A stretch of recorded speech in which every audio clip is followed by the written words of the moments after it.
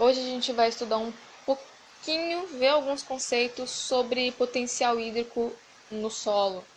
Então, o primeiro conceito que a gente vai ver é o runoff. O runoff é quando a chuva precipita em um solo. Esse solo ele absorve parte da água e outra parte escoa pela superfície do solo. Isso é o runoff. O runoff é o que vai além da infiltração. E esse escoamento, em geral, quanto maior é esse escoamento, maiores são as perdas do solo por lixiviamento.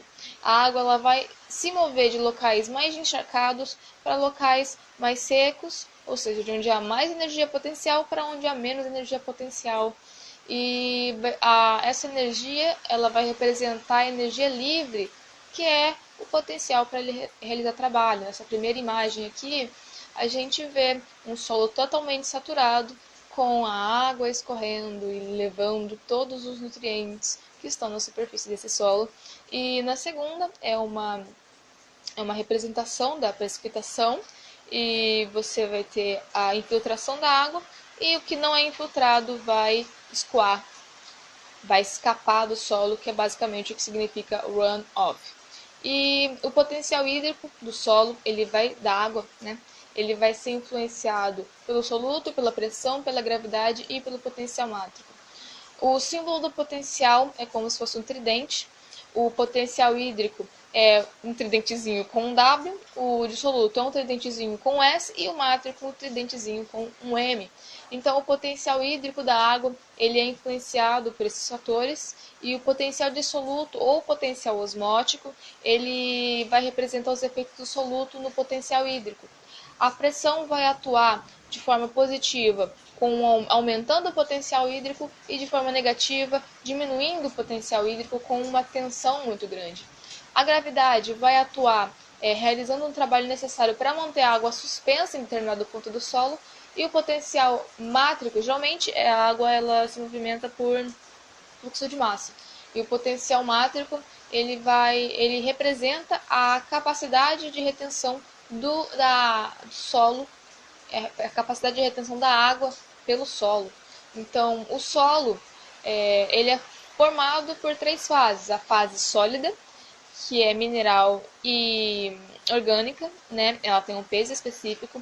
A fase gasosa, essa tem um peso desprezível, é formada pelo ar. E a fase líquida. A fase líquida também tem um peso específico, e ela é denominada solução do solo.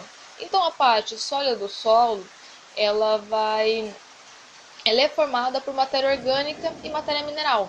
A porção mineral, ela é formada por partículas de vários tamanhos, e ela vai resultar da decomposição de rochas. A porção orgânica é o acúmulo de resíduos vegetais e animais, e a matéria orgânica ela é fundamental para nutrir esse solo e tudo que ele cresce. A parte líquida ela é denominada solução do solo. Ela vai ocupar parte dos poros do solo, e à medida que o solo vai secando, a solução vai ocupando os poros cada vez menores, que possuem um maior poder de retenção de água, já que os poros maiores vão se esvaziando. E os poros menores são denominados microporos, e os poros maiores são denominados macroporos. A parte vazia do solo, que não é ocupada pela água, pela solução do solo, ela é ocupada por gases. E, em geral, se considera que um solo é ideal quando ele tem 50% dos seus espaços preenchidos pela parte sólida, 30% preenchido pela solução do solo e 20% preenchido de ar.